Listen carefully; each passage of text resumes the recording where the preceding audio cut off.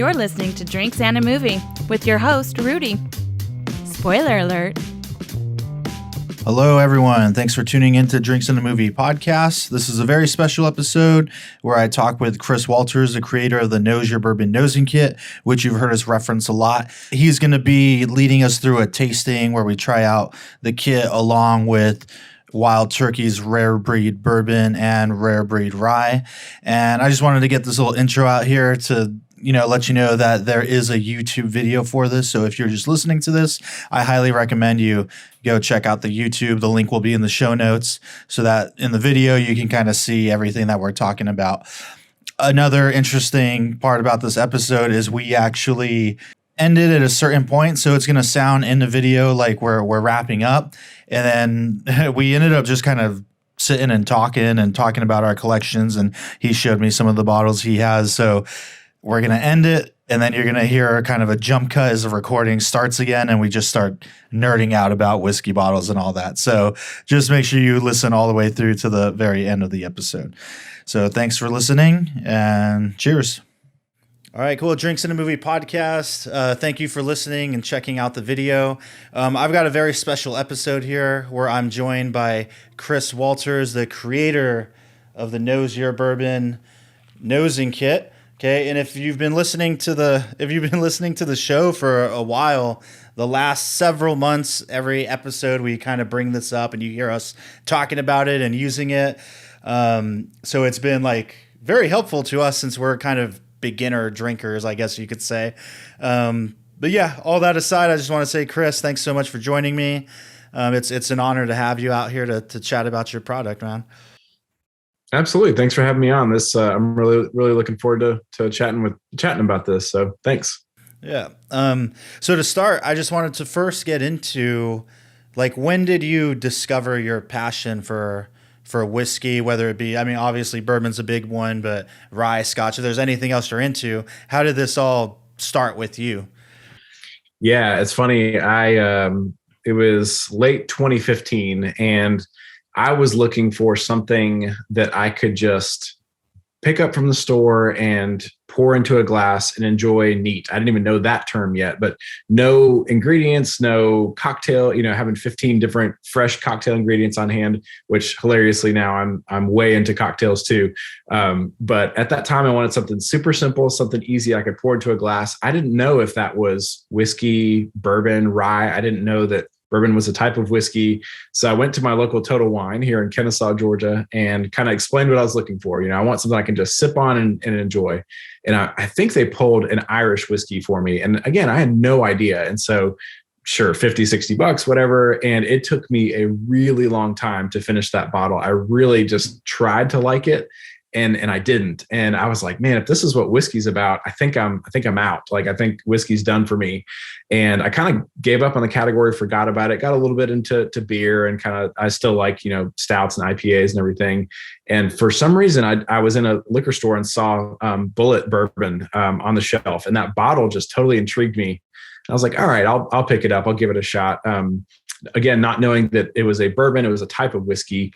But when I had that first taste, I didn't have the words to put to it, the caramel, the brown sugar, the oak, all the different things I was tasting.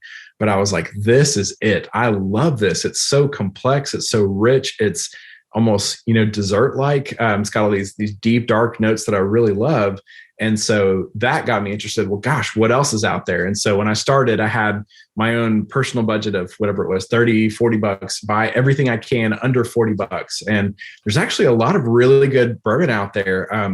Don't let the wall behind me fool you. I'm still a sucker for a good, $30 or $40 bottle every day. So that led me into, Four Roses small batch and Elijah Craig single barrels and all these things, Russell Reserve, and just different bourbons that are, under 50 bucks that were just amazing. And so I tried to explore the different distilleries profiles to figure out what I like. Do I like something a little bit spicier?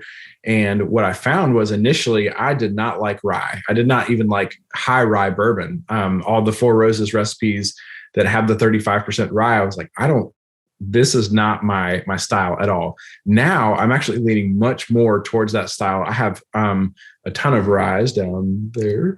that that I really enjoy and get into a ton.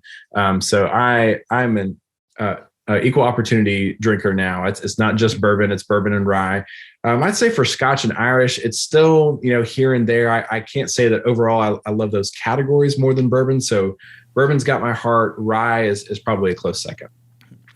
Yeah, it's funny. I can relate in a similar way. I feel like Bullet is one of the first kind of bourbon and rye I got into. I was bartending, and that would be the one I would shoot. And I remember when my coworkers first got me to try, like, hey, you got to try bourbon, rye, Irish, and Scotch side by side, see what you like. Because I was into rum, they all assumed I would like the sweeter bourbon. But right off the bat, for me, it was actually rye that I was super into. And I feel like it's only been the last... Yeah, and I hear that's different because a lot of people kind of evolve into rye, whereas for me, it's only been the last several months that I've really been trying way more bourbons and all that. Oh, that's funny. But yeah, and funny enough, like going to the kit, that was the first time I ever nosed like actual rye. And I remember thinking to myself, like, all right, here's what it really is. And I was like, I don't even know that I like this smell, but somehow it tastes good. Like, I have not given up on rye at all. Yeah. You mentioned rum, and so got a bottle of Smith and Cross here. I'm sure you're familiar with that one. The pot still Jamaican rum there, but oh no, I've never even heard of that. I'll have to find that. Oh yes, Smith and Cross. It's very funky, very banana. It's just that pot still, something about that. It's not that real clean distillate like you might expect off a column still. It's got that just funky banana characteristic. It's really, really good. It's actually good neat, but it's great in a cocktail too. Yeah. All right. I'll have to look for that.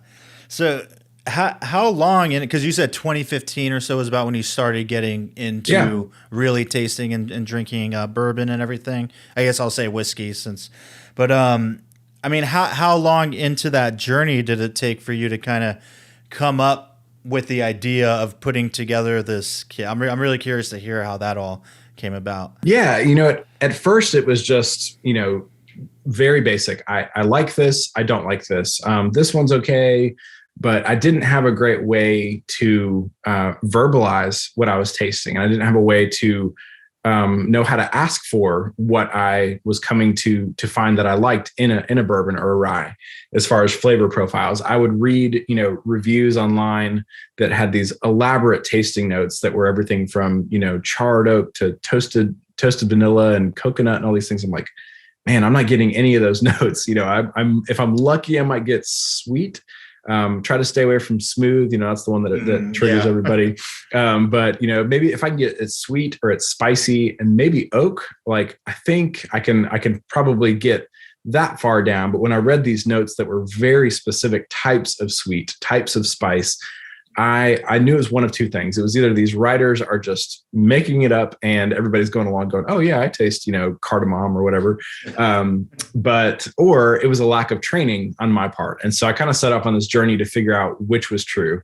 I hooked up with a good buddy of mine that has an amazing palate and kind of, asked him a bunch of questions like, how did you develop your palate? Was it something did you take a class? Did you get certified? Is there like a sommelier level training for bourbon or something? I want to know everything about it. And I do this with basically any hobby that I get into. It's like, I want to go from where I am now to expert level. How do I get there? And he said, honestly, just raid the spice cabinet. Go to your spice cabinet right now and pull out black pepper, cinnamon, vanilla extract. I bet you have, 80% of the things I'm calling off right now in your spice cabinet right now. And literally it's just spending time with those aromas. Then yes, spending time with the aromas and the glass of bourbon to make that connection more quickly.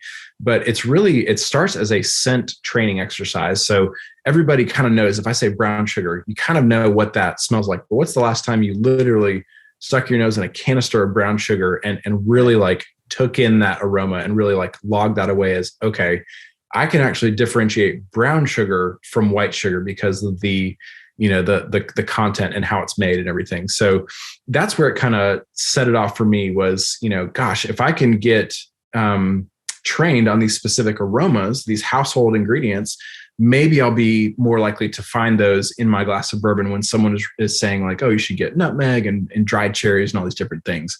So I also, in the midst of that, I did a Google search, like came across the term bourbon nosing kit or nosing kits in general, and did some Google searches. And I found some really nice kits out there with a really nice price tag. And at that time, I'm looking at $30, $40 bottles of bourbon, and these nosing kits are $150 to $300. I'm going, oh my gosh, I could buy so much bourbon for that. Mm-hmm. I'm going to figure out if there's a cheaper way I can do this. I couldn't find anything cheaper on the market. And so I was like, I guess I'm going to make my own. I'm going to start with these household ingredients. And so the version 1, I wish I have a picture somewhere, but it is like not marketable, not sellable at all. It was those little aluminum, almost like lip gloss containers. If you ever bought the Carmex where you like spin off the lid and get a little, and then put it on your lips, it was like that. But so not great for, it didn't create any distance between where your nose was and where the ingredient was. If you're going up for a smell of black pepper, you are centimeters away from ground black pepper going right down your nasal cavity. So that wasn't great. But that was version 1, was just, smelling these ingredients. And I posted some pictures of kind of what I was working on in this DIY project in some local bourbon groups. And people were like really excited about what I was up to. And they're like, is this something you're planning on selling? Or is this a kit that I can buy from you? And I was like, oh, I don't know. I haven't really thought about that, but let me do some research. Let me see if I can figure out something that would be a little bit more, packageable, something that I could really market and think through a logo and design and everything. And so when I found this case with the 18 screw top containers and the little handle and the clasp and everything, I knew I had something that could really work. What I like about the canister, you'll notice there's a lot of room between, it's basically as far as your nose can go in there and where the ingredient is. And so especially for things like black pepper, cinnamon, those things that are going to absolutely light you up if you get too close to them, it forces you to stay a minimum distance from that ingredient. So I like that. And obviously the convenience of just having everything tucked away here. I worked with a graphic designer to come up with a logo and everything. This was the whole process to get where I am today started. I think the first one I ever sold was spring of 2018. And so then it was like, okay, find a graphic designer. How do I start to work on sourcing better ingredients? How do I get my costs down? What should I price this thing at? Did a bunch of pricing research. I actually went through, I forget how many thousands of tasting note reviews and basically put it through a word cloud software. So I copied and pasted all these tasting notes from different bourbons all over the spectrum and just really paid attention to what words, what scents, what aromas are coming up the most often, because that's got to be the ones that I focus on, right? So again and again, I came across caramel, brown sugar, vanilla, black pepper, cinnamon, peanut, oak, obviously corn, wheat, rye. And so, very quickly I was like, okay, I know what 18 ingredients are going to go in my first kit. And the, original bourbon nosing kit was born. So those 18 ingredients came out. I probably had that one product to sell for over a year on my Etsy store. It was a very lonely Etsy store page. You'd go there and it was like, here's your landing page, one product. So I was like, I got to figure out something with this.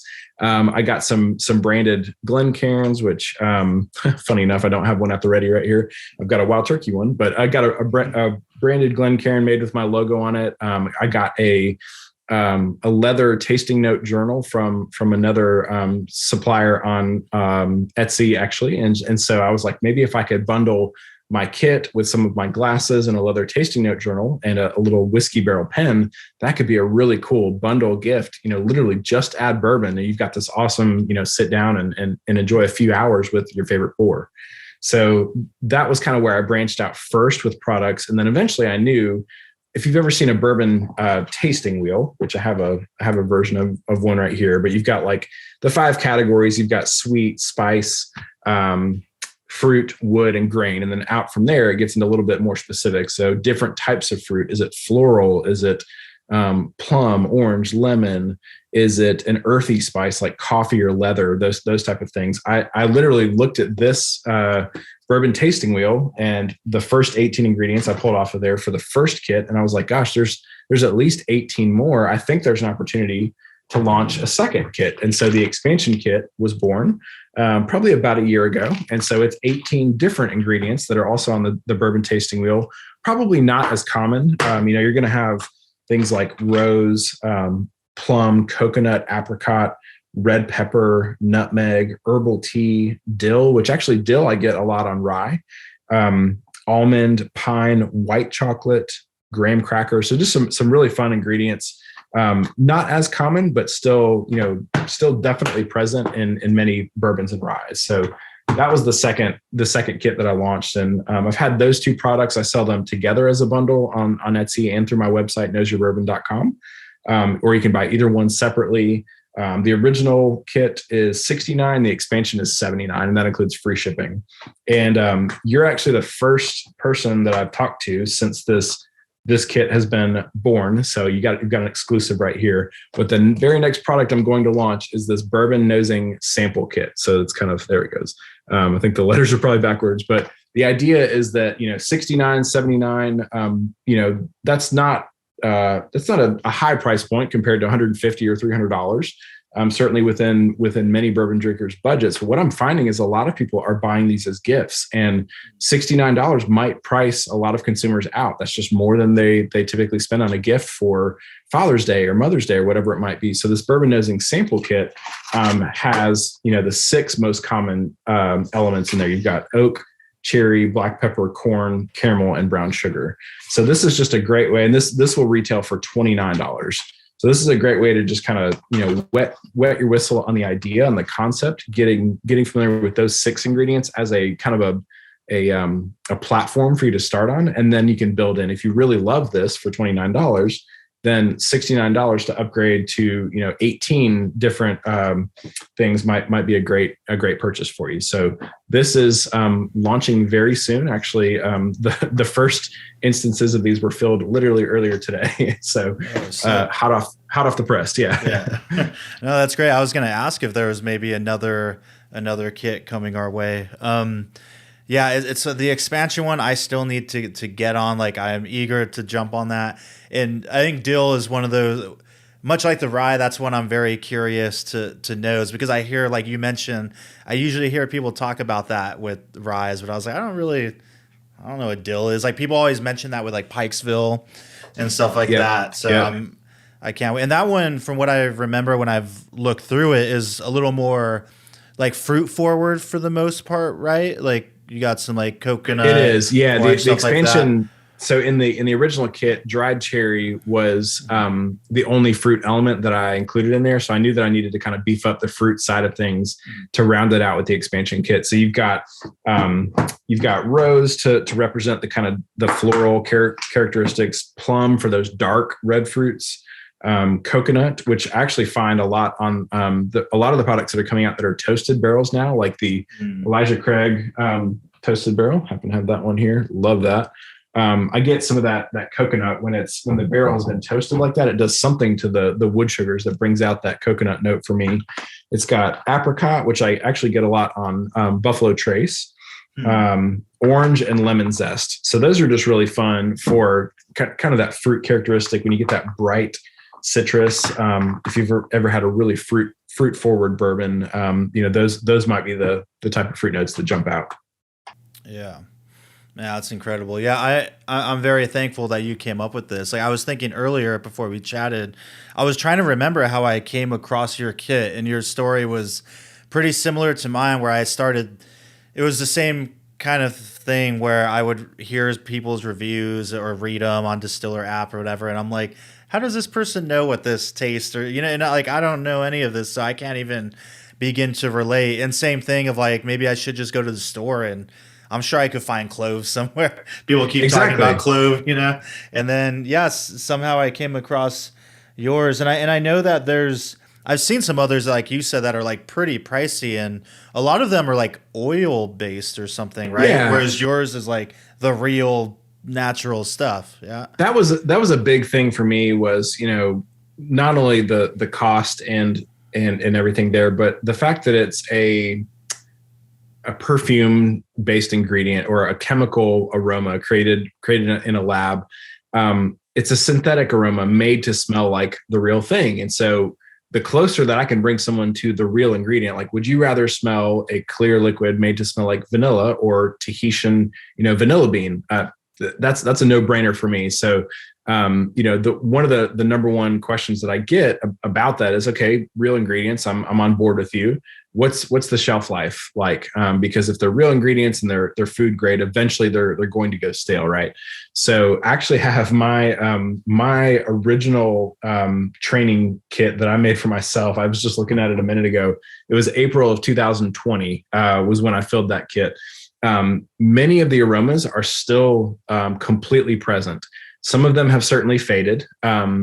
So a couple of tips for this, and even on a fresh kit, what I will say to people is, sometimes I'll get feedback like, oh, well, I'm having a little bit harder time getting the aroma off of this element compared to this other one.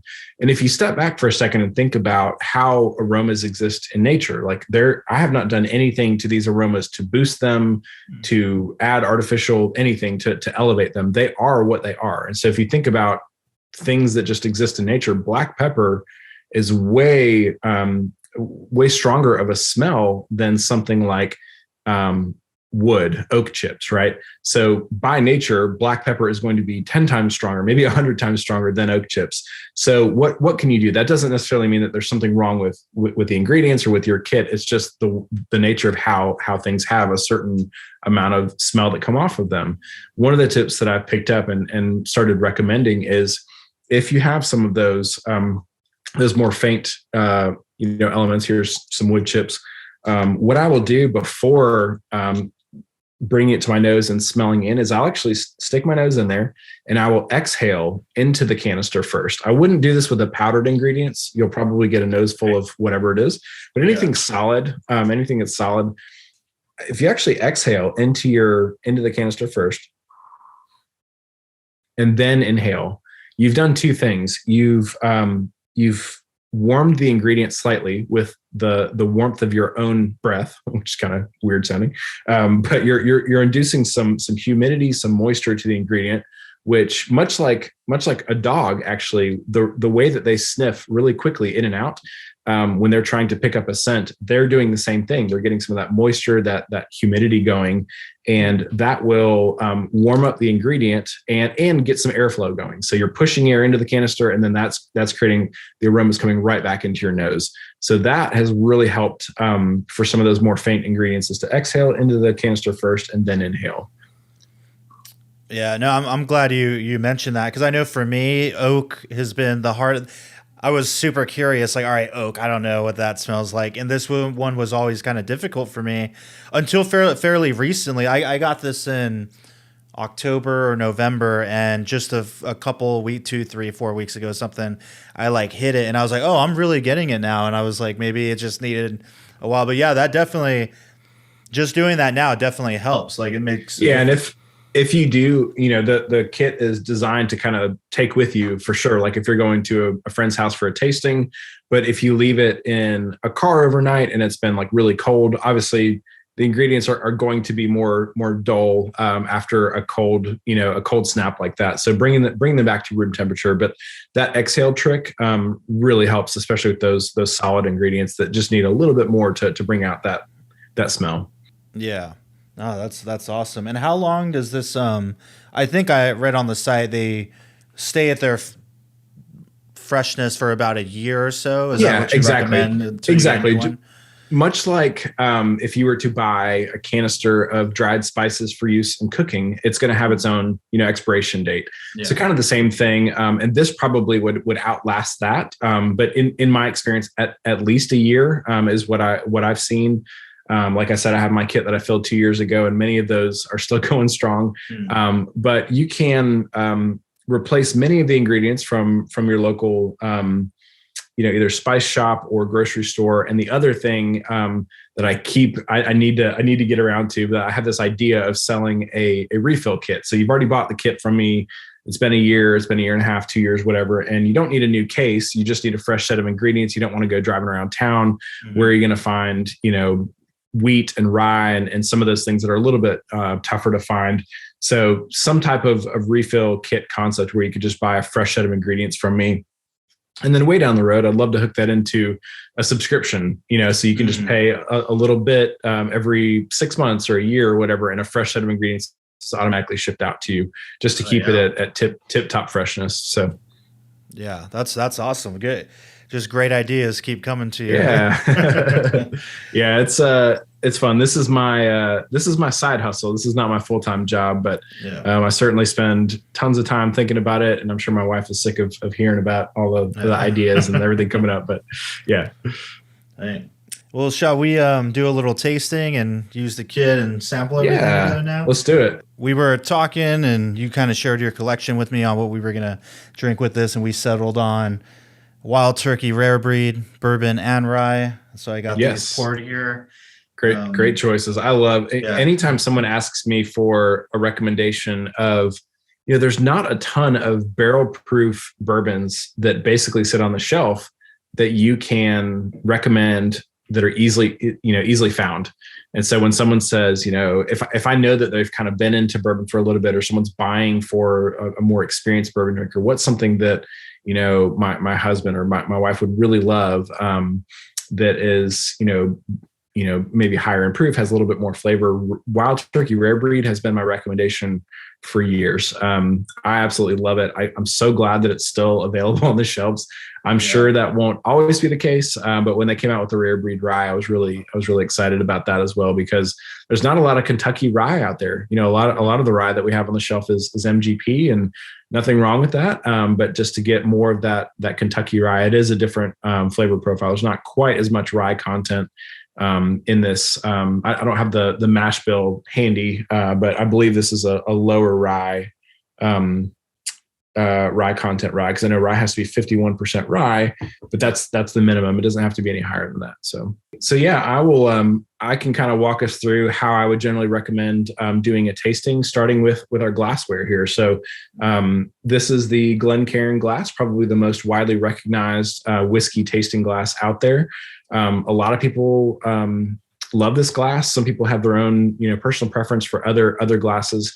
What I can say is that compared to a rocks glass or anything that does not taper in, this is going to be a massive step up when you are trying to appreciate and sip on a particular bourbon or whiskey, to pull the notes out of it, to sip and savor. If you're, adding some rocks to it and you're just sitting back and watching the game, probably not important. But if you want to really sit down with a particular pour and pick it apart and try to find these notes, a glass like this that comes in is really going to help concentrate those smells and allow you to pull more out of it. So I like the Glencairn glass. There's certainly no shortage of them. Basically, everybody sells them. So what I like to do is I actually poured this about 30 minutes ago. I will do that with barrel proof bourbons to allow them to air out a little bit. Because of the higher alcohol content, it is going to be, if you pour it straight out of the bottle, even if the bottle's been open, it is going to be a little bit more astringent, a little bit hotter, right out of the bottle and into the glass. So even just 5 or 10 minutes in the glass is fine. But another thing I like about the design of this glass is it makes it easy to just induce a little bit of swirl. So you get a little bit of air moving there, and that'll also help some of those alcohol vapors escape.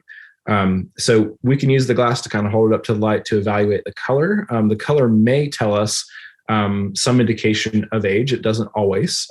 Typically, the darker the spirit, the longer it's been in the barrel. But obviously, with secondary finishing and toasting of barrels and things like that, that's not always true. But we can kind of, take a look at this and notice the color, just a really beautiful amber color here. So we'll give it a little swirl. And what I like to do is before I take a taste, I will nose. As far as nosing technique, you will typically have one nostril that is stronger than the other. I even recently heard from one of the Buffalo Trace blenders that your nostrils will turn off and turn on every 3 or 4 minutes, which I had never heard of that before. Oh, wow. So you can actually plug one nostril and go in and smell. And then you can plug the other one and do a smell. Now, how far you get into the glass is up to you. Because this is barrel proof, we probably shouldn't have gone in quite as deep as we did. Some people will rest it down here and just kind of take a breath in. And sometimes it's, depending on how long it's been sitting out, it's harder to pick up things like that. I'm actually not getting a ton down here, so I do need to bring it in a little bit. But if you keep your mouth open while breathing in through your nose, while nosing, what that will do is it will cut down on the amount of alcohol burn and vapor that you're picking up. It'll allow it to pass through your entire nasal cavity there. And you'll see me kind of rotating it between different nostrils. So, right away, I am getting some spice. What I like to tell people, as you're thinking about appreciating a bourbon, and if you're using the nosing kit here, you can start with your bourbon tasting wheel and start with those categories. Again, they are grain, sweet, spice, fruit, and wood. So don't jump into butterscotch. Let's start up a notch. Do we get sweet? Do we get spice? Let's start there. I think that's at least a part of the conversation that most people can hang with. Yeah. So I'm getting some spice. I'm getting some sweet.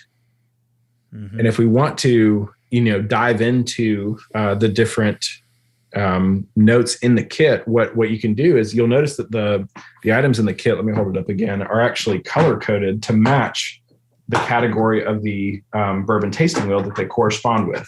So you've got a blue section, a red section, a yellow section, a green section, and a tan section. Blue being sweet, red being spice, brown being wood, green being fruit, and yellow being grain. So you can kind of use that to key off of, if I'm getting sweet, I'm going to jump to the blue category to start to go through these. So we've taken this first nose. I'm not going to try to pick this apart until I've had a taste of it. So nosing is incredibly important. I've heard that as much as 80% of what we taste comes from what we smell, but I don't think it should stop there. I think we should go ahead and take a taste. So what I'm going to do is take just a small sip in, and I'm going to actually chew it around on my palate a little bit, allowing it to hit all of the different taste receptors that you have on your tongue and on your palate. This is affectionately known as the Kentucky Chew, even if it's not a Kentucky bourbon, I think. So we'll take a small sip, we'll chew it around for maybe 3 to 5 seconds, and then we'll swallow it down. Now, even if you've had other pours, throughout the day, if it's been a minute since you've had something to drink, this is just going to be a shock to the system. It's alcohol. It's not water. It's not soda. It's not whatever the last thing you were likely drinking is.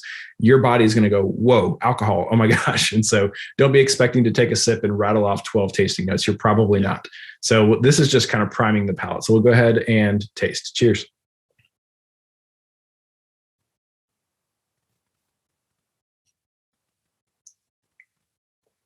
All right.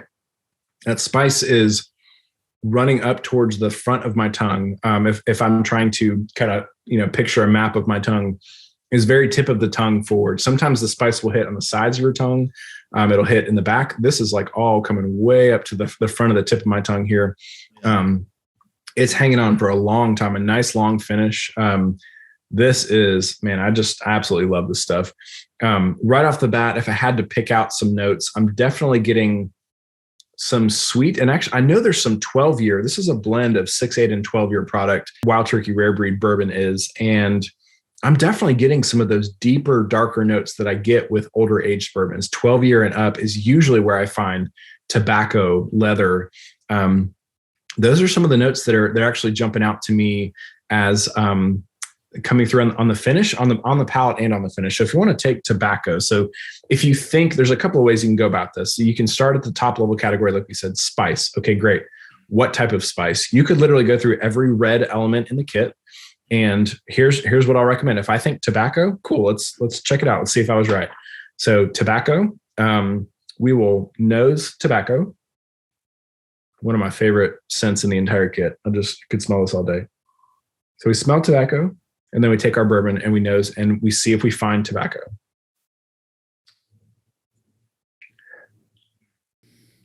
I think so. I think it's there. Yeah, definitely.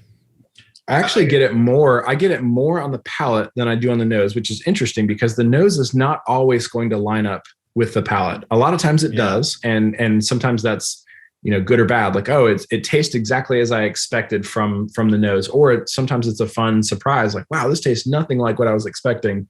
I'm not getting a ton of tobacco on the nose, but I definitely get it there on the finish. So, and I'll get questions like, okay, so are could I run through this kit of all 18 ingredients and smell each one and then smell the bourbon, and I'm going to find every note in that bourbon because I just smelled it? And the answer is no. What I found is that, this is not tricking your system to be like, oh, I just found all 18 notes in every bourbon I've ever tried. That's not what it does for me. What I'll find is that if that note is present, when you go to nose it, if you think white chocolate and you smell white chocolate and go to the glass for white chocolate, if it's present, it will be like turned up to 25. It will absolutely be elevated and it'll just jump out of the glass. If I think, allspice and I go to smell for allspice and it's actually not present, I'm not going to pick it up. It's not going to make me find allspice because I just smelled it, if that makes sense. So yeah, you're not tricking yourself. It actually will validate, what you're smelling. The other thing that's really important with this is, much like taste, and nosing is very, very subjective. So what I smell might not be what you smell, might not be what my wife smells, which she's not going to nose my bourbon. She's not a bourbon drinker, but I know that the whole female sensory system is, significantly better than males, unfortunately. Yeah. But I know that, a lot of female tasters just have, incredible palates. And so what I taste is not going to be the same thing as the next person tastes. So there's no wrong answers here. And I think a lot of people get, hesitant to speak up, to share what they're smelling, what they're tasting, because what if I'm wrong? Well, the good thing is you can't be wrong. If you think there's dill in this, then there's dill in this for you. Right. And so I think that's a really important aspect to keep in mind. Really what this is, yes, it creates conversation. It creates a fun way to share about like, oh, what do you get? Oh, interesting. I wasn't getting orange before, but now that you mentioned that, I do see that orange note there. But also it's for you to take notes on what you're finding, what you like, what distilleries you like, what flavor profiles you like. So it kind of has a dual purpose there. I got to say, this is the most, I don't usually do the Kentucky Chew because I feel like it leaves just kind of a weird taste in my mouth. I'll kind of let it just hit on the tip of the tongue and like roll it back a bit, Yeah. And this time I did a little more of that chew without going crazy. And this is the most spice forward that the Rare Breed bourbon has actually been to me, which is interesting. I feel like I get a lot of that like good boldness and just enough heat, but like more of the sweetness.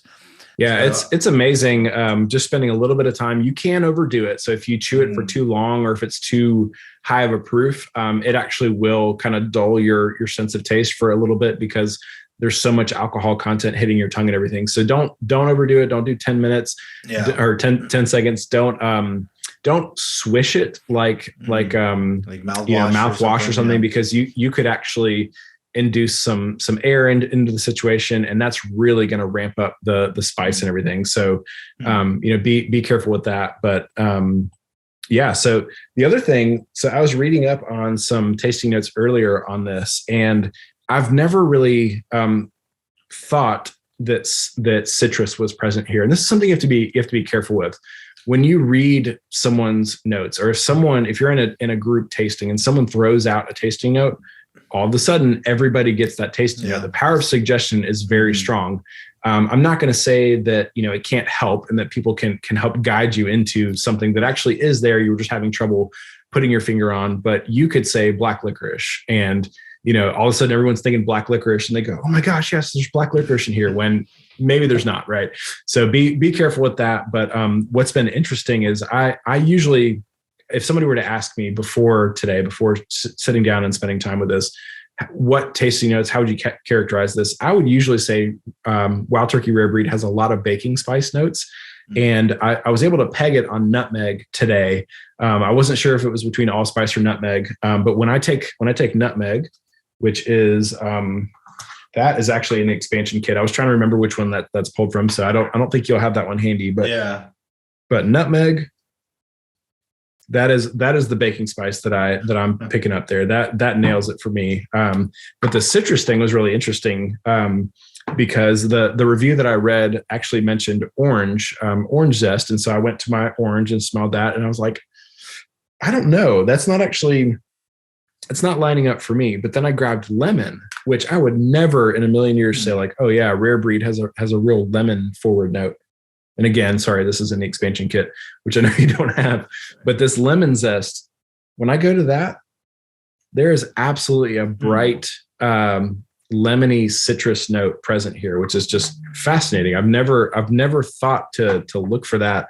It's never come out to me before, but once I got on that citrus train, but that's kind of the cool thing about this is I've actually picked up other notes that are not present in either one of these two kits, just because you get in the headspace of thinking about food and aromas and cooking. And, the one that everybody likes to throw around is marzipan. So I went out and bought some marzipan. This is one of those like Fred Minnick tasting notes or something that nobody kind of knows what it is. Like what so it's like an almond paste that's used in a lot of desserts, I think. I don't know. I went and bought some marzipan, and it's almondy. The problem is it's not shelf stable unless it's refrigerated. And so I put it in a kit, and like in a week it was stale. I was like, okay, that's not going to work. But I wanted to see what that note was that I had heard before. And it's kind of that running joke of marzipan. So, but I also pulled on the sweet side, I pulled out white chocolate again from the expansion kit. Sorry.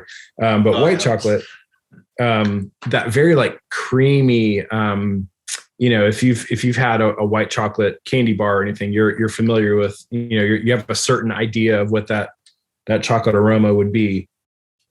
And it's, it really helps pull out the sweeter side, when you nose that. So that's been really cool. So I love Rare Breed. I recommend it whenever I can. I recently picked up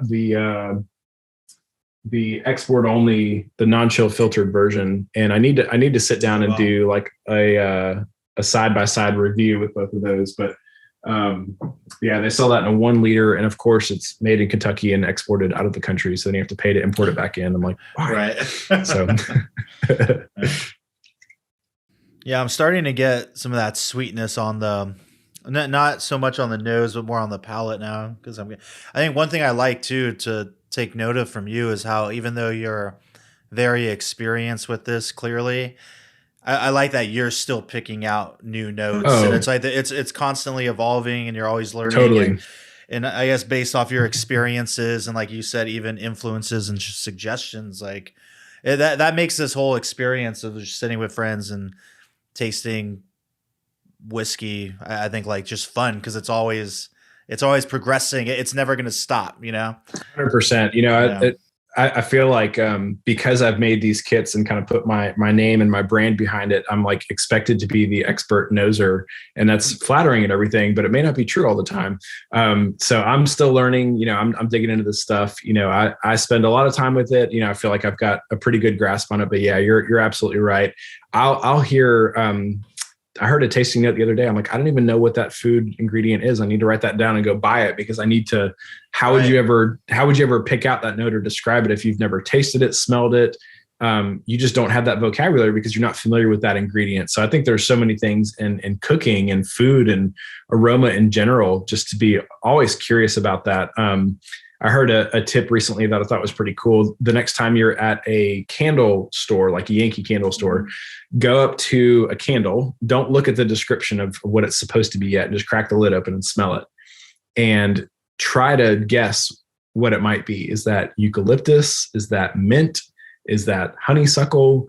And then look at the descriptor and see if you got it right. I was like, that's pretty cool. So you kind of have this little blind nosing game in the candle store. So I thought that was pretty fun. Yeah, it's really interesting. That's a good idea. Yeah. Cool. You wanna jump to the rye? Yeah, let's do the rye. Rare Breed rye. Got this right here. Yeah. So this is 112.2 proof, another barrel proof expression here. So this one is non-chill filtered, but the bourbon is not. That's a specialty that you have? It's a good question. Yeah. I'm noticing that my bourbon doesn't say it, just my rye. Interesting. Yeah, I believe that was the distinction between the 1 liter size. So it's still 116.8, but it's non-chill filtered. So I need to really spend some time with the two of those and blind them and see if I can tell the difference. But yeah. So Rare Breed rye. So ryes. This is. You smell these side by side. I mean, they could not be more different. right away you're getting this bright, almost a green apple note. It feels very fruit forward. And if I had to go back to those lemon, orange, citrus notes, I think those would play here for sure. Since you have the original kit, take out the mint. What I have in the kit is peppermint. But actually where a lot of ryes fall for me is spearmint, like spearmint gum. Right. So you get that kind of spearmint and that vanilla sweetness from the sugar. And I think that definitely works here. Oh yeah. That mint note. You said like a green apple note too, huh? Yeah. That's so funny. Like it's been a minute since I've had this, and this is a new bottle, so I'm glad I also poured it 30 minutes prior to this, like you said, because I honestly don't usually do that. But yeah, I know in the past when I've had this, I never would have coined those two, and I think you're right. Yeah, especially with the mint here. It's good. Yeah. One of the reviews that I read on this actually mentioned clove, so I'm going to pull out clove and see. So every time I smell clove, it's funny how tightly scent is tied to memory. So clove immediately makes me think of the holidays, and specifically like a ham in the oven with the little cloves stuck in it. My mom would bake a ham and have the cloves stuck in it, and that when the oven would open and all that heat and everything come out, you're just like that salty, like kind of briny ham, and then the clove too. Man, so good. And did that work out for you? Like, are you getting that? I don't know if this one's hitting for me. It's not lighting up for me. I could pass on that one. Let's try cinnamon. This is one you want to sniff carefully. Yeah. This one and black pepper. Might be the last thing you smell for a half hour. Yeah. I think a little bit. Yeah, I think there's some cinnamon in the back there for sure. I can try black pepper. This would be careful with this one. Yeah, I think so. If you had to really, get super general with the differences between rye and bourbon, it's the spice content, right? So rye is a spicier grain than corn. Rye, by definition, is 51% rye in the mash bill or greater. Bourbon is 51% corn or greater. So, you think about like having cornbread or rye bread. Rye bread's much heartier, much spicier. So I think that's an easy way to think about it. Like there's going to be more spice notes in rye than there is in bourbon typically. There can be, 51% corn is the requirement for bourbon, but you can also have a ton of rye present in a bourbon as well. So a lot of times the spice is going to come from there, or it may actually be coming from the oak, from the oak's influence of just kind of drying it out over time, depending on how long it's been in the barrel. So yeah, I think this is just a much lighter, more delicate, fruity pour overall. There are those spice characteristics, but it's not like, I don't know, it's not a heavy spice. It's kind of lightly sprinkled in there. So yeah. And I do actually have in the original kit, there is rye grain that you can smell if you want to smell the differences between cracked corn and rye grain. This might be one that you need to do the exhale method with. Yeah, it smells just like rye bread. Yeah, I've always thought it was funny for me, like, because I've never been a fan of rye bread, but man, I love rye whiskey. And even like I mentioned, this, as soon as I bought the kit, this was the first thing I noticed was the rye. And I was like, I don't even know if I like the way that smells, but it makes good whiskey. It's funny. I usually hear that with the grains when people are like, I had no idea that rye or wheat or corn smelled like that. Like, when's the last time you smelled cracked corn? I don't know. Probably never. Popcorn is probably the corn note that most people are familiar with, which I know buttered popcorn is a note that a lot of people find on bourbon. So I also had caramel as a suggested note here, and I think there are definitely some sweet notes in there. That when I smell caramel and I go to that glass, it's elevated for me. I like that. So that's what's kind of fun about rye is you get this spicy characteristic, but you can balance it with this sweetness. And I love the play on sweet and spicy and basically everything. One note that I read was like a pie crust. And so in the expansion kit, I have graham cracker crumbs, or it's actually graham crackers like broken up. Yeah. So definitely that like graham cracker crust. I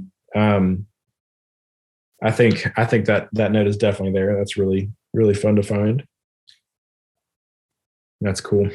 I don't know that have we actually taken a taste of this yet? Let's do. I just went for it. Sorry, I just was like in.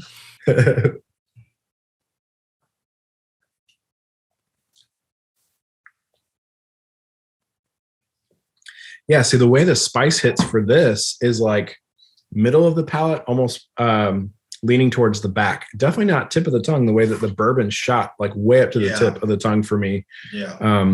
That's just a really good pour.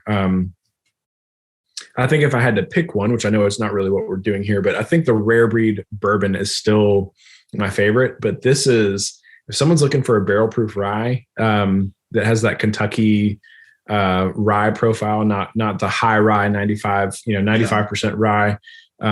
This is really, really hard to beat.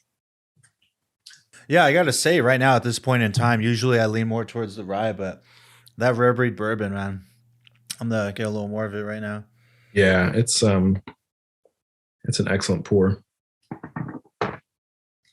So I did want to mention before I forget, I actually set up a promo code for all the Drinks in a Movie podcast listeners. So if you go to my website, knowsyourbourbon.com, and put in the code DAAMP, so Drinks and a Movie Podcast 10, so DAMP 10 with 2 A's, we'll give you 10% off any purchase through the end of May. So DAAMP 10 for 10% off any purchase through May. So just my little gift to the listeners. And this has been fun, man. I really appreciate you having me on. Yeah, thanks a lot, man. I appreciate that. I appreciate having you here. Can I ask you one quick question before you sign off?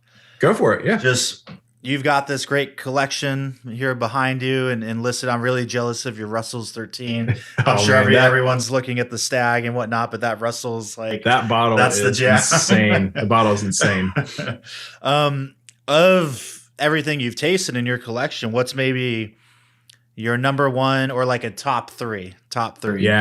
Yeah. Man, this is like, I actually have 3 kids. And so it's like, which one's your favorite kid? It's like, I can't answer that. But if I had to, if you forced it on me. So William LaRue Weller, this weeded, there's so few weeded barrel proof bourbons out there that I bought this as a housewarming gift to myself when we moved here. And, I have just enjoyed the heck out of that bottle. So that one's definitely in my top 3. Again, I mean, super unattainable. I actually had to pay secondary for that one. So that, that sucks. But not everything up there. Some of those actually got it at retail. So that one's up there for sure. I'll be out of picture. I'll be right back. I am a huge fan of the Bell Mead, cast strengths, which of course these are not in production anymore. Right. So the Bell Mead, when it was MGP, 12-year age stated, I mean, oh my gosh, ridiculous. That's definitely up there with a top pour. And then if I had to pick one more, this is tough, man. That Russell's 13 could easily, that's easily a top 5. I don't have a bottle of it, but I've had Booker's rye.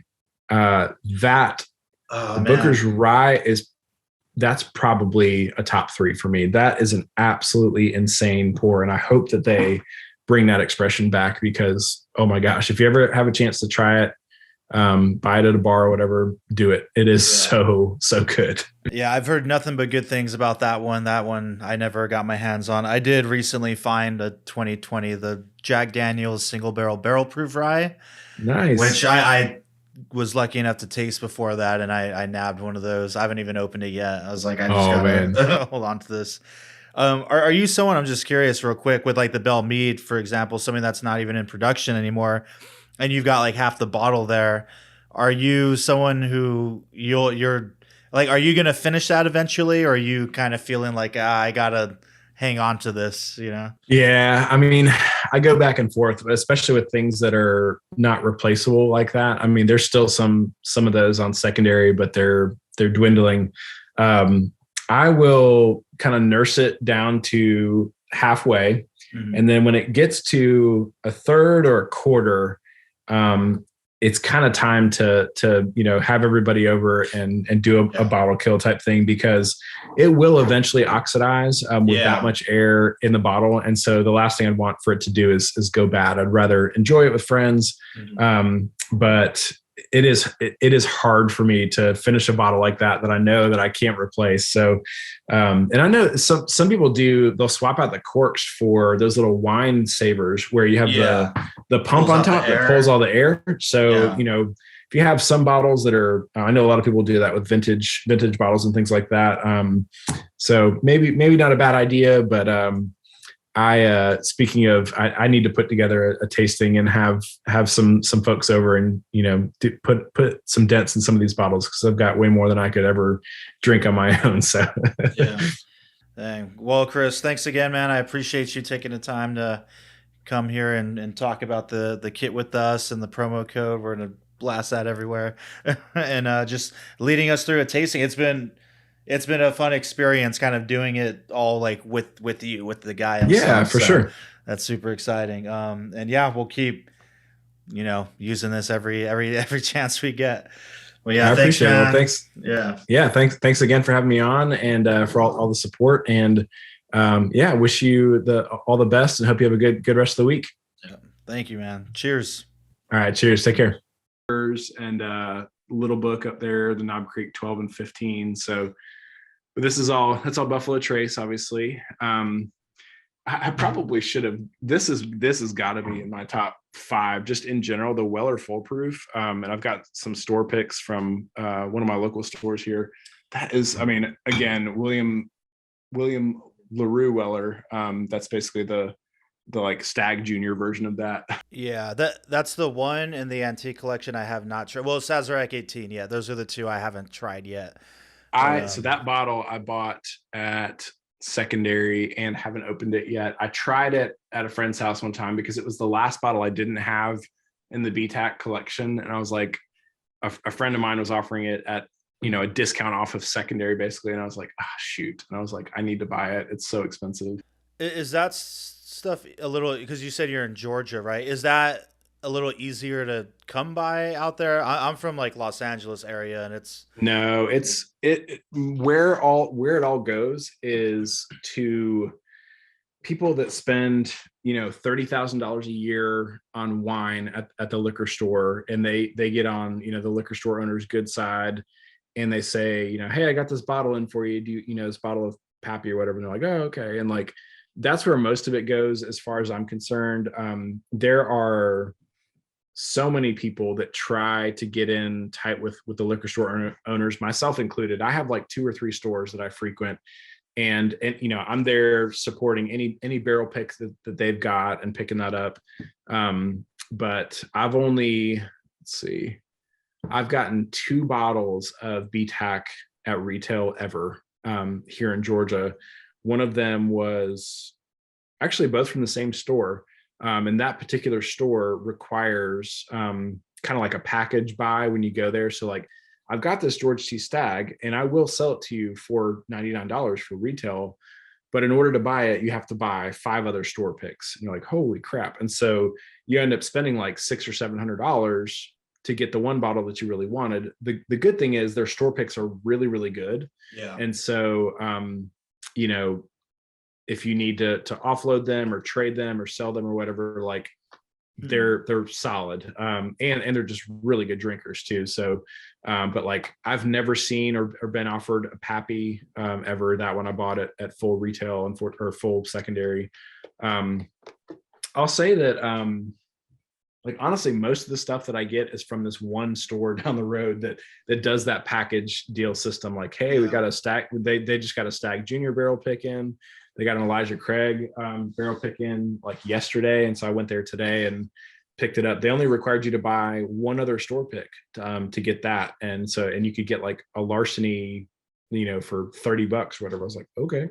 Yeah. And they're doing. I didn't even know Stag Junior like store picks were a thing. It's because it's another one of those bottles that's like so hard to come by that I always think it's not. They just started the pick program, and the next bottle that you see of this will not have that junior. They took the junior off the label, so I should have bought one when I had the chance. I'm like, how do you distinguish between Stag Junior and regular when you're talking about them then? But so yeah, that just got a pick program. Elijah Craig Barrel Proof just got their private barrel program, which this is actually funny. That's a buddy of mine. It's like a Fred Minnick kind of knockoff image. I'm like, that's awesome. Elijah Craig 18 I was able to get at retail, but only because I bought however many other store picks.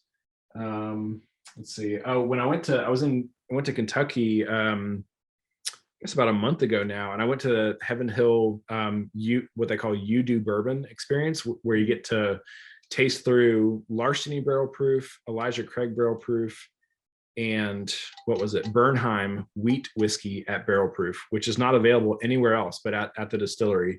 And you got to taste through them, pick your favorite one. They gave you a blank glass bottle that you got to put the front and back labels on. Wow. You got to fill the bottle. You literally like put it up on the thing and like pull a lever and it fills the bottle. You got to hand write the label and everything, which my handwriting is crap.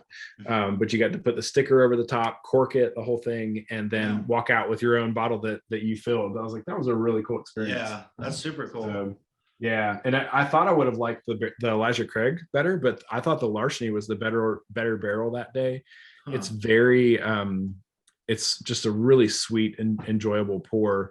I thought that was better, but we just got the Castle and Key bourbon batch 1, and I think 2 hit Georgia as well. It's only being distributed to a few states, but this is the first bourbon that's come out of what used to be the Old Taylor distillery since it went basically defunct in Prohibition. So Castle and Key came and restored it and pumped tons of money into the distillery. If you ever have a chance to get to Kentucky and go to Castle and Key, definitely go. It is absolutely gorgeous. And I've got one, let me grab their bottles just out of sight here, but they do everything just absolutely top notch, including their bottling and their labels and stuff. It's just freaking gorgeous. Yeah. Like gold stopper, just the attention to detail is crazy. The bourbon is pretty good. It's 4 years old. It's 98 proof. It's $50. I know some people are kind of scoffing at 4 years, $50. I'm like, you know what? Like they've got to recoup. They've spent so much money in that distillery. And I've had some of their rye, actually when I was there, they had a single barrel of their restoration rye, which I think you can only get the single barrels there. But this was literally, they were sampling this at the bar and they're like, if you like it, you need to go back to the gift shop, because I think we're down to a few bottles. And I walked in, it was super good. I went inside and there was one bottle left on the shelf. I was like, thank you. I took that. I was like, so I think their rye is better than their bourbon, which gives me a lot of hope for their bourbon. I think it just needs a little bit more time. But yeah, and then I finally collected all 10 recipes of Four Roses at barrel strength. I saw that, your list. I was like, oh shit, he's got that whole. Yeah, and duplicates of some. There's only 3 recipes that I don't have a backup bottle for. So those I'm definitely nursing. I've got the last 4 years of the limited edition Four Roses. Let's see. This is like kind of my craft section down here behind all this, or just whatever. Nice. This, I'm a huge Indiana Jones fan and just got this one in the other day. I was like, oh, that's so cool. So cool. and this is like MGP, random, just other distilleries that don't have their own section. So it's excessive. It's too much. But it's fun. Yeah, no, I've got too many bottles myself. They're like kind of packed up right now because I've got a weird living situation. But I've been coming up like for me with some bangers. Like I finally got a Michter's Toasted Barrel Bourbon, the Barrel Strength Rye, Midwinter Nights Dram Act 9, Blue Spot. Like I'm not super into Irish whiskeys, but blue spot, green spot, yellow spot, I definitely get down with. And just I've had it was the Redbreast 27. A friend of mine brought that over one night, and he's like, "Dude, you got to try this." I'm like, "All right, whatever. It's not bourbon, whatever." And it was so good. It was so good. I was not expecting that at all.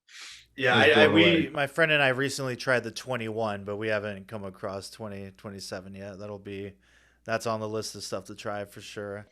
Yeah, I've got a buddy that has like what I have in bourbon, he has in Scotch, but he also has some bourbon too, and nice stuff because he spends a lot of money on Scotch. But he's always trying to get me to try Scotch. I'm always trying to get him to try bourbon, and so he's like, "Here, try this one."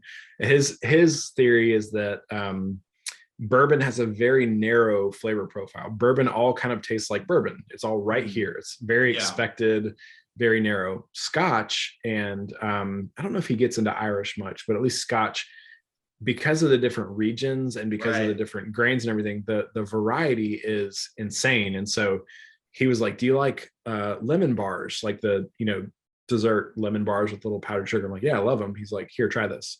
Like poured me this Scotch. He's like, "It's lemon bars." I'm like, "Oh my God, it's lemon bars." Like, what in the world? Like, I've never had a bourbon that tasted like lemon bars. That's pretty cool. So do you find that you have a category of scotches that you're into? Because I've tried, this probably isn't a lot compared to some people, but like 14, 15 different scotches of like different variants. And I know for me, I just can't get into it. It's like whatever the barley, malted barley, whatever the grains are, it just isn't for me. I need to take better notes on what I've tried, and I've got like the distiller app and different stuff like that, but I always forget to use it. But I wish I need to find something that I actually use and stay with. But I don't know if I've had enough from or I don't know which regions I've tried enough to know, like, oh, I like Islay and I don't like Highlands or whatever. But I know I don't like a super peaty, so I don't like the peat bombs for sure. There's actually a distillery here in Atlanta called ASW, and they did a single malt whiskey. Can't be a Scotch because it's not Scotland. But they did a single malt whiskey in the style of Scotch, and it just tastes like burnt rubber. Like, that's the only note that I get is and it's actually called Tire Fire. I'm like, did you guys know that it tasted like burnt rubber when you named it? I'm just like, what? So yeah, it's very rubbery, very smoky, very rubbery. I'm like, why would you want that? So I lean towards as a whole, like the I guess the fruitier and really in most bourbon, like I like a good strong fruit characteristic. I think some of the Buffalo Trace single barrels really kind of highlight that. This one is off the wall. This is another local store, Hops, Grain and Vine. He was like, "Hey, I got a Buffalo Trace pick in. If you want to come pick one up." I was like, "Sure, definitely." And he's like, I think they mislabeled it. I don't think this is Buffalo Trace. I was like, "What do you mean?" He's like, "I've never had a Buffalo Trace that tasted like this. Try it." And we tried it, and I was like, "It tastes like vanilla ice cream. Not anything like." And so I have like another store pick, and then I have the standard like non-store pick, just the general Buffalo Trace. And you try all three of them, they are all so different. I don't know if they mislabeled that one or if it's just a really off the wall barrel or something, but it is so different, which is kind of cool. It's kind of fun to try those. Like, yeah, I've had Buffalo Trace, but have you had this Buffalo Trace? Yeah, I haven't even done any store picks of Buffalo Trace yet. Do you find that I find that I get a lot of cherry off Buffalo Trace and Eagle Rare? Do you totally get that too? Yeah, because then you said you felt like fruit forward, right? Yeah. Cherry is the prominent note, especially on like Stag Junior and Stag. Those are like cherry bombs for me. Yeah, I definitely agree with that. And then on Jim Beam products, I get a lot of peanut, either peanut brittle or peanut powders, something like that. So definitely a peanut note on Jim Beam. Yeah. Wild Turkey's been a bit of a mystery for me. I used to say baking spice as my go-to note for it. And I still think I stand by that with Rare Breed and everything. But then when you come to like the Heaven Hill profile, I think those Heaven Hill and Wild Turkey are fairly similar for me. But it's just a lot of that like deep caramel baking spice notes that I get on like Elijah Craig Barrel Proof as well.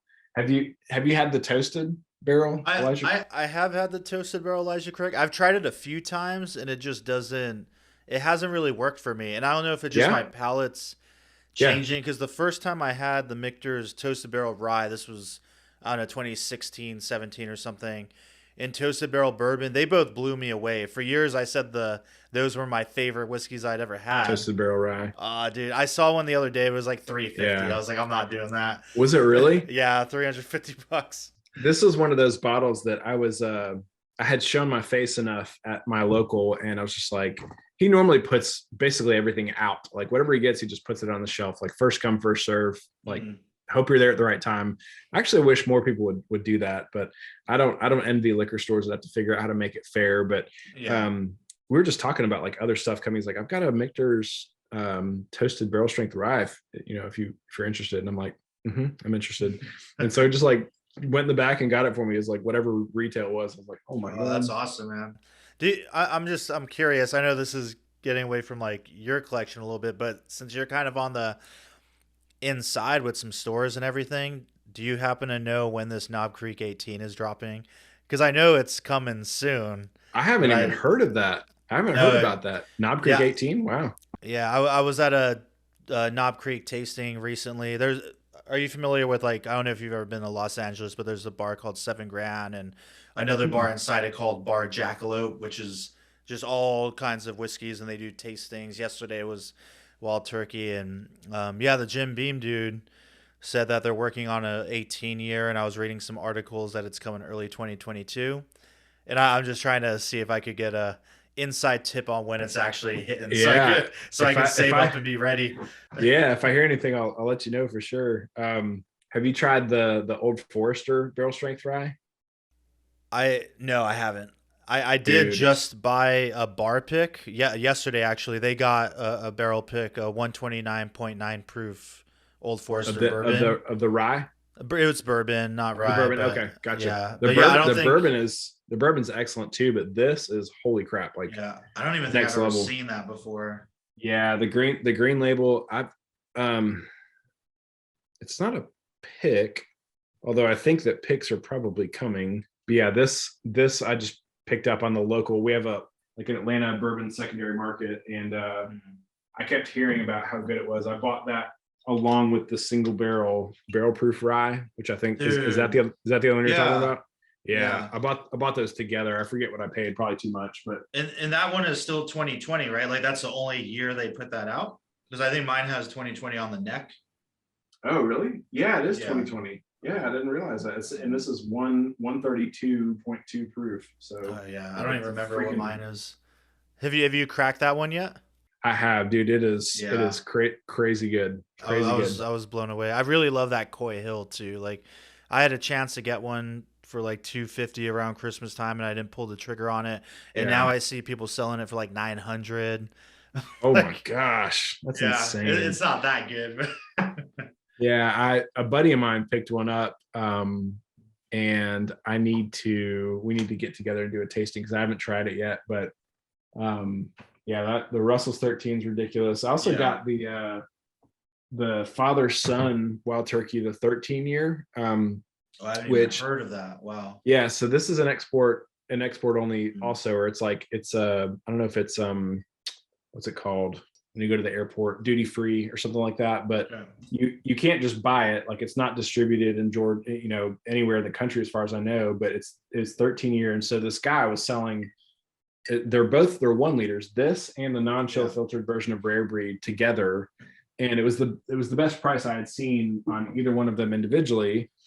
And so I was like, all right, I'll pull the trigger on it. I did not realize that it is 86 proof, the 13 year. So I was kind of like, oh crap, what did I just do? After I bought it, but it is actually, it reminds me of like some old wild turkey that I've had that is, the older wild turkey funk that a lot of people talk about. Right. Being at 86 proof, I mean, I don't mind the lower proof because there's so much flavor. Yeah. And it's a nice change up from some of these barrel proof, like heavy hitters. So for what it is, I actually think it's really dang good. But that Russell's 13, oh my God. Yeah, Russell's 13 was great. I saw one at a store, but it was like $1,100. I was like, Oh my come gosh. on, man. Yeah. I was gonna ask. I was curious how those two compare, but I guess since the other one's 86, it's probably it's really not. It's not a fair comparison. In the same ballpark. Yeah, it's not. I have. I'm nursing a little bit of the last old label Rare Breed, the 112.8. It's just a cool looking kind of older bottle. Yeah. And then there's a group of guys local here that do like custom blends. They go by the name Booze Brothers, and they are for little, amateur blenders out of their basement or whatever. They are surprisingly good at blending stuff together. This, I don't even remember. Oh, it says Wild Turkey 2020 on the back. I know it's Wild Turkey products. I don't know which ones. I don't know if this is a bunch of Russell's picks blended together, but they just like will take Wild Turkey products and just start playing with it and make their own custom blend. Oh, that's interesting. Sell it for very affordably locally here. This was just a Russell's pick that they had a really cool like antique looking label on it. So I was like, holy crap. Yeah. So I was like, gotta get one of those. What else? Actually, so a buddy of mine that it was actually our real estate agent for closing on this house as well. He bought me a little mini barrel. It's a like accurate, charred, inside is charred and everything like that, oak mini barrel. And it's got my Knows Your Bourbon logo stamped on it. Sick. And I was like, oh man, I'm gonna do something. I'm gonna blend and barrel something and let it age in there and see what's up. And so we got together one night and we did a Wild Turkey blend, and it was Russell's and what I think 101 was the base. We bought handles of 101, so it was at least 50 or 60% Wild Turkey 101. But then we put in like Rare Breed, Russell's 10, like we were just doing a little bit of everything. And we found like this little ratio of these, 5 products was it. Like that was the one. Blended the whole thing together. It is amazing. Like you've got a barrel that's this big. Yeah. How much bourbon it takes to fill that thing. You are just like pouring and pouring. Like, where is it going? Yeah. It seems like it takes way more than it's very deceptive, but we finally got it filled. And I was tasting it. The group that does the custom blending locally here, they're like, don't let it get away from you. Like a little barrel like that doesn't take long. So I would check it at least every week to just pull a little taste out and see how it's going. And I think I ended up aging it for like 4 weeks or something like that. And I still have like a big liter of it somewhere. I think it's better than the sum of the parts. I was pretty happy with what we came up with. Yeah. But then I made a fatal error after that. Actually following the instructions that were included with the barrel, they said, between blends, like after you dump all the alcohol out, fill it back with water and put a little bit of this like sanitizer powder or whatever in there to keep it clean from mold growing, and change the water every 2 weeks or whatever it said. And while you're kind of thinking about what you're going to blend next. So I did that and followed it to a T, put the water in, put the sanitizer stuff in, and came up with our next blend. It was going to be an MGP blend. And so we had some of these Bellmead 12s, which these are like $350 a bottle. Damn. We had some of that in there. We had some younger, I think the 5-year MGP had just kind of come out everywhere. And so that was our base. Then we put some 12-year, some 10-year, whatever, let it rest for a week or so. And I took a taste of it and I was like, oh my God, this is moldy. This tastes like mildew. We probably had, I don't know, $300 or $400 of bourbon in this little barrel, and it was all ruined. And I was just like, oh. and I couldn't figure out like what happened. I mean, I followed the instructions to a T, but somehow it produced mold or mildew in there. And I kept a sample of what it tasted like, because I think I pulled some off like 3 days in, and I hadn't quite picked up the mold characteristic yet. And then I have some like, anybody want to taste what mildew bourbon tastes like? Here, this is it. It's gross. It's literally like spicy, but not in a good way. Like funky, like rancid spicy. Like, this is, how did this happen? Yeah, it was really heartbreaking to dump that entire barrel. And I went in with a buddy on it. I was like, do you want me to dump it? We tried it together. He's like, you got to dump it. Yeah. Yeah, that's a shame. Alcohol abuse right there. It's the worst. Thank you for listening to the Drinks in a Movie podcast. You can now find us on Instagram at Drinks in a Movie Pod, where we'll be posting photos from all the various films that we discuss. You can also email us at drinksinamoviepod@gmail.com. Please rate, review, and subscribe, and thank you for listening.